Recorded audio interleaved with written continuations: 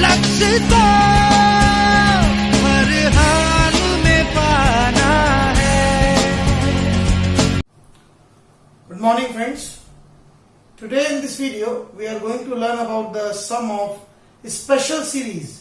Some series which are neither in AP nor in GP or do not form any kind of progression. कुछ series ऐसी होती है जो ना तो AP बनाती है ना GP बनाती है ना किसी और तरह का कोई प्रोग्रेशन बनाती है। ऐसी सीरीज का सम ऑफ n टर्म्स कैसे कैलकुलेट करते हैं वो हम सीखेंगे। And before that we must learn some formulas related to that. These formulas can be derived very easily, but there is no use of derivation. Therefore, I am directly writing the formulas over here, which are very useful for solving the questions. First formula is summation of n, sum of all natural numbers from 1 to n. 1 plus 2 plus 3 up to n is n plus 1 by 2. Second formula is summation n square, sum of squares of natural numbers. 1 square plus 2 square plus 3 square plus n square is n plus 1 into 2n plus 1 by 6. Third one is sum of cubes of natural numbers. 1 cube plus 2 cube plus 3 cube, so on n cube is n plus 1, 2n plus 1 by 6. By the use of these three formulas, we will calculate those special series. Now we just see the working rule. It's a two-step working rule. Whatever the series is given to you, write its nth term. आपको जो भी series दी हुई हो आप उसका nth term लिख लीजिए और उसको सॉल्व कर दीजिए and then apply summation to it to get the answer. इस पे हम एग्जांपल जैसे ही लेंगे it will be very easy for us. तो let's take first example. Find the sum of the series 1 into 3 plus 4 into 5 plus 7 into 7 so on up to n terms. यहाँ series कुछ इस तरह से गिवन है कि अगर आप प्रोडक्ट कर लो इसका तो 3, 20, 49 कोई भी सीरीज नहीं बनाता है, ना एपी ना जीपी ना एचपी। अगर आप इसको ऐसे सॉल्व करें 3, 20, 49 डैश डैश डैश तो ये क्वेश्चन सॉल्व नहीं होता है। पर अगर आप नॉर्मली ऐसे प्रोडक्ट फॉर्म में जैसे दिया है 1 into 3 plus 4 into 5 plus 7 into 7, तो अगर फर्स्ट टर्म लें 1, 4, 7 तो वो एक एपी बना रहे हैं और सेकंड टर्म लें 3, 5, 7 तो वो भी एक एपी बना रहे हैं। तो पहला काम हमने क्या किया, इसके अंदर जो दो अलग अलग एपी थी उनको आइडेंटिफाई किया। अब हमको पूरे क्वेश्चन का nth टर्म लाना है। उसके लिए अगर हम दोनों एपी का अलग अलग nth टर्म ले आए और according to rules of question में दोनों एपी की फर्स्ट टर्म का प्रोडक्ट हो रहा है, सेकंड का हो रहा है, थर्ड का हो रहा है, तो nth का भी होगा। nth टर्म का फॉर्मूला है a plus n minus 1 in D, तो 1 प्लस n माइनस 1 इंटू 3 ये आ जाएगा 3n minus 2, 3 plus n minus 1 into 2 ये आ जाएगा 2n प्लस 1। मतलब हमको दोनों एपी की अलग अलग nth टर्म मिल गई। ये हमने आइडेंटिफाई कैसे किया, nth टर्म ऑफ एपी का फॉर्मूला लगा के। अब अकॉर्डिंग टू क्वेश्चन हर एक टर्म का प्रोडक्ट हो रहा है, फर्स्ट टर्म का प्रोडक्ट हो रहा है, सेकंड का प्रोडक्ट हो रहा है, थर्ड का प्रोडक्ट हो रहा है, तो nth का भी प्रोडक्ट होगा। तो nth term of the series आ जाएगी इन दोनों का प्रोडक्ट हम कर सकते हैं 3n into 2n 6n square minus 3n plus 3n minus 4n will be minus n minus 2। अब ये हमको nth टर्म मिल गई। अब इस पर हम डायरेक्ट समेशन अप्लाई कर देते हैं, समेशन tn। तो इधर भी लगा दिया समेशन का मतलब क्या होता है, sum of terms from first term to nth term.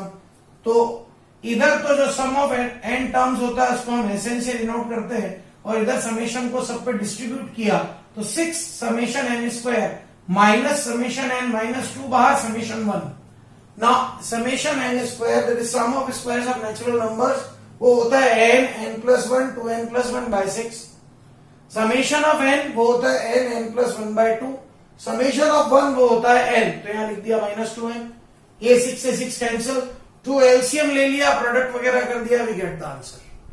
तो सिंपलेस्ट थिंग, आप सबसे पहले क्वेश्चन में क्या आइडेंटिफाई कर ले, क्या क्या दिया हुआ है, एपी दिया हुआ है, जीपी दिया हुआ है, क्या दिया हुआ है, उनको सेपरेट कर लीजिए, उनका nth टर्म लिख दीजिए, फिर ओरिजिनल हमारे क्वेश्चन का nth टर्म लिख दीजिए, उसको सॉल्व कीजिए और उसमें समेशन अप्लाई कर दीजिए। सो this was a very good example, आप इसको ध्यान से देखिए।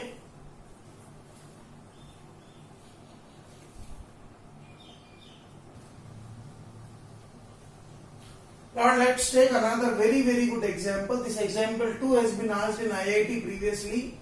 Find the sum of the series 1 into n, 2 into n minus 1, 3 into n minus 2 up to n terms.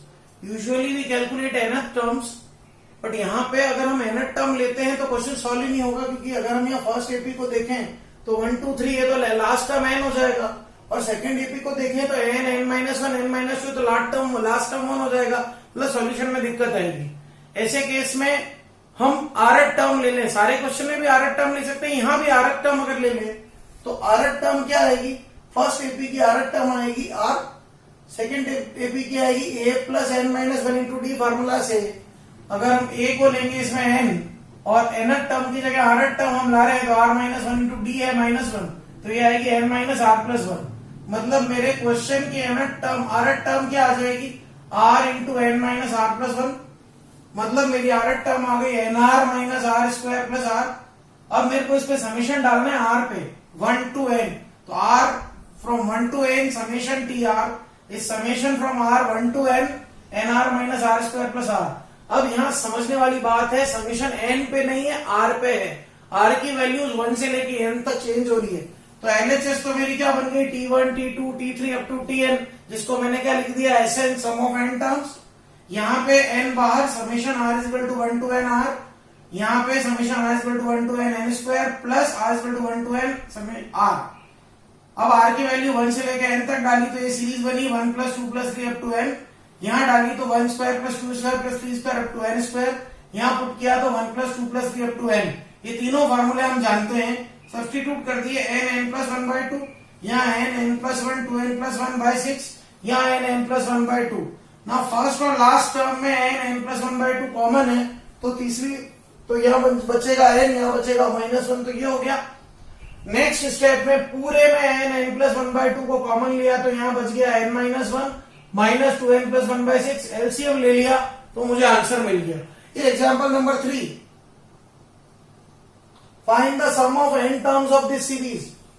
अब यहाँ सीरीज में क्या है, फर्स्ट टर्म में 1 का स्क्वायर, सेकेंड टर्म में 1 square plus 2 square, third term में 1 square plus 2 square plus 3 square, तो सोचिए nth टर्म क्या हो जाएगी, nth टर्म हो जाएगी 1 square plus 2 square plus 3 square up to n square. Before solving nth term यहाँ फॉर्मूला लग रहा है समीशन n स्क्वायर का, वो लगा दिया मैंने n n plus 1 2n plus 1 by 6, तो tn क्या आ गया n into 2n square plus 3n plus 1 by 6, तो tn क्या आ गया 1 बाई 6 बाहर 2n cube plus 3n square plus n। अब इस पे समीशन लगा दिया मैंने, समीशन को यहाँ सेपरेट किया, summation n cube summation n square summation n के फॉर्मूला लगाए। आगे सिंपल कैलकुलेशन है, अलजेब्रा जो कॉमन है उसको कॉमन ले लीजिए और सॉल्व कर दीजिए, विल गेट द आंसर। इस वाले क्वेश्चन में अगर हम n को 1 2 3 डालें we will get the answer matched. So these are two another very very good examples.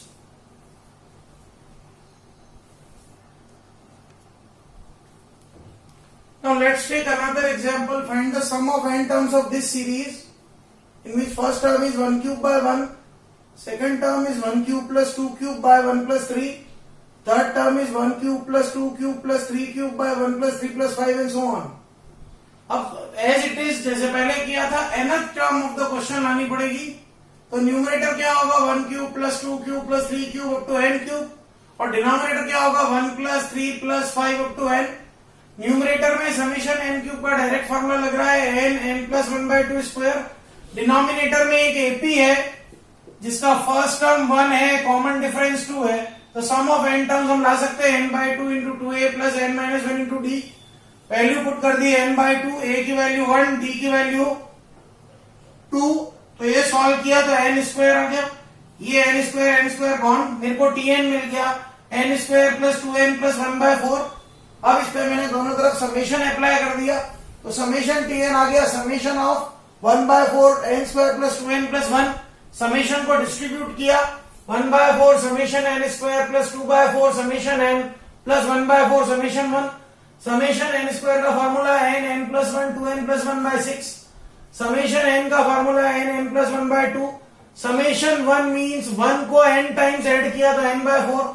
आगे मेरे सिंपल अलजेब्रा है, इन दोनों ब्रैकेट्स को प्रोडक्ट किया, एलसीएम लिया, I got the answer. So this was another very good question in which आपको nth term कुछ इस तरह से अज्यूम करनी थी। देखिए इसको आप ध्यान से,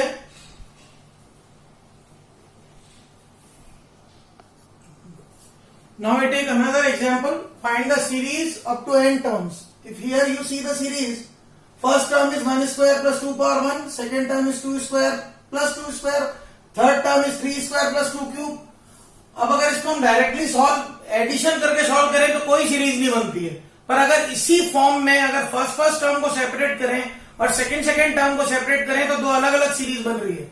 फर्स्ट टर्म को सेपरेट किया तो 1 square plus 2 square plus 3 square up to n square. Second term को सेपरेट किया तो 2 power 1 plus 2 power 2 plus 2 power 3 up to 2 power n। Second वाली एक जीपी है n टर्म्स की, जिसका a2 है r2 है, तो Sn का formula a r power n minus 1 upon r minus 1, और फर्स्ट वाले का फॉर्मूला समेशन n स्क्वायर हम जानते हैं, हमने अप्लाई कर दिया, हमको आंसर मिल गया। तो कुछ इस तरह की सीरीज जब आए तो we have to take care कि एपी और जीपी दोनों बन सकती है। Now example 6 is a bit a different kind of question. अभी तक आपको जो भी एपी दी हुई थी उसमें कुछ इस तरह से होता था कि आप nth टर्म डायरेक्टली कैलकुलेट कर लेते थे और उससे डायरेक्टली समेशन अप्लाई करते थे, पर यहां एक सीरीज ऐसी है जिसमें nth टर्म जो हम कैलकुलेट करते हैं तो n कम्स इन डिनोमिनेटर, तो वहां पे अब डायरेक्ट समेशन अप्लाई नहीं होता है, वहां कुछ ये करना पड़ता है। इस तरह से देखिए, अगर इसमें आप ध्यान से देखें क्वेश्चन को, तो फर्स्ट टर्म एक एपी बना रहा है 1 2 3, तो nth टर्म में फर्स्ट टर्म आ जाएगा 1 2 3 का nth टर्म n, और सेकंड एपी क्या है, हियर फर्स्ट एपी है 1 2 3 सो ऑन, तो उसका tn आ जाएगा n, और सेकंड एपी है 2 3 4 सो ऑन, तो उसका tn आ जाएगा n प्लस 1। ये काम हम डायरेक्टली कर सकते थे, इसलिए मैंने यहां डायरेक्टली किया। अब यहां मैं इसको क्या करना चाह रहा हूं, सेपरेट करना चाह रहा हूं एडिशन सब्ट्रैक्शन की फॉर्म में, तो मैं पार्शियल फ्रैक्शन यूज कर रहा हूं कि मैं इस प्रोडक्ट को एडिशन सब्ट्रैक्शन में कन्वर्ट करना चाह रहा हूं। तो मैंने लिखा एक फैक्टर के ऊपर एक कांस्टेंट a, दूसरे फैक्टर के ऊपर कांस्टेंट b। अब इसको सॉल्व करके मैं a और b ले आऊं कि ये प्रोडक्ट एडिशन सब्ट्रैक्शन में कन्वर्ट हो जाए। तो एलसीएम लिया तो 1 is a into n plus 1 plus b n, it means 0 into n plus 1 is a plus b n plus a। अगर मैंने इस प्रोडक्ट को सॉल्व किया, कोफिशिएंट को इक्वेट करूं तो a प्लस बी आ रहा है 0 और a 1 आ रहा है, a 1 आ रहा है तो इस a प्लस बी 0 की हेल्प से b माइनस 1 आ रहा है, मतलब मेरा tn जो बन गया वो बन गया 1 bye n minus 1 bye n plus 1।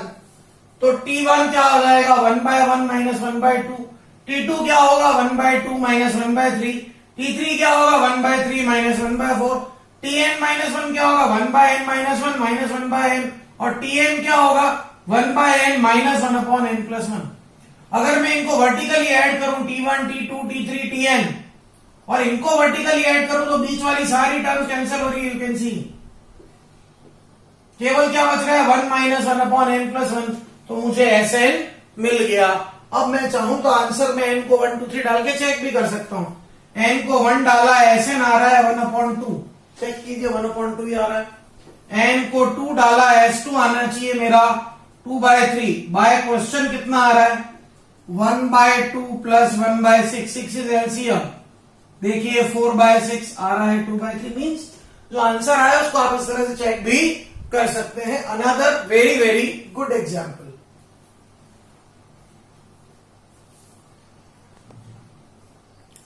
Now we are taking another very good example of similar kind.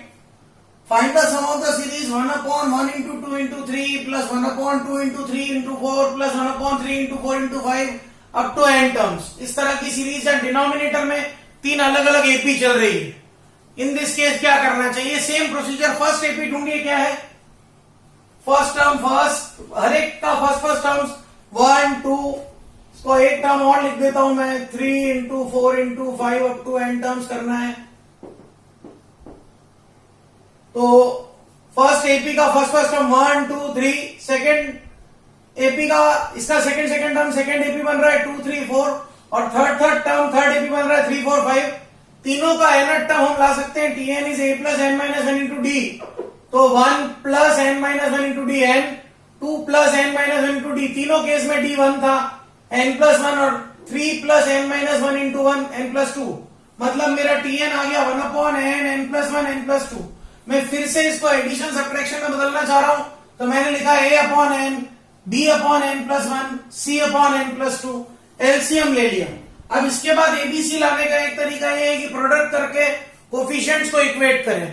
एक तरीका और है, यहाँ हर एक में दो दो फैक्टर्स हैं और 3 टोटल फैक्टर हैं। आप सोचिए अगर मैं एक बार n को 0 पुट कर दूं तो क्या होगा, b और c के कोफिशिएंट 0 हो जाएंगे, मुझे a मिल जाएगा। तो 2a आ गया 1, तो a हाफ आ गया। मैं ये आया मेरे को कहां से, जो फैक्टर दिख रहे हैं उसको 0 डाला। एक बार मैंने n+1 को 0 डाला, मतलब n को क्या डाला -1, तो a का कोफिशिएंट 0, c का कोफिशिएंट 0। इस केस में b की वैल्यू आ गई, n को मैंने डाला -1, तो ये b की वैल्यू आ गई -1, क्योंकि यहाँ -1 बचा, यहाँ +1 बचा। थर्ड टाइम मैंने n+2 को 0 डाला, तो a और b के कोफिशिएंट 0 हो गए। c की वैल्यू आ गई -2 × -1, 2c is 1, तो c आ गया हाफ। तो मुझे abc मिल गए, मतलब जो मेरा nth टर्म था वो प्रोडक्ट से एडिशन सब्ट्रैक्शन में कन्वर्ट हो गया। tn is 1/2n -1/n+1 +1/2 × n+2। सब tn आ गया तो t1 लिख सकता हूं, t2, t3, tn-1 tn, ये तो लिख दिए।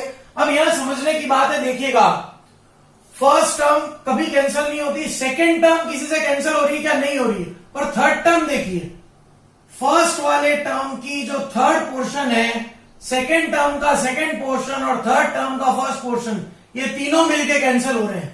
ये 1/2 ऑफ 3 है, ये भी 1/2 ऑफ 3 प्लस में, ये 1/3 माइनस में। सिमिलरली इसके नीचे वाली 3, उसके नीचे वाली 3 इस तरह से कैंसिल होती जाएगी। लास्ट में क्या बचेगी, n-1th टर्म की लास्ट टर्म और nth टर्म के लास्ट के 2 टर्म्स बचेंगे। बाकी इंटरनली सारे क्या हो जाएंगे, कैंसिल हो जाएंगे। आप जितनी ज्यादा टर्म्स लिख के देखना चाहें देख सकते हैं।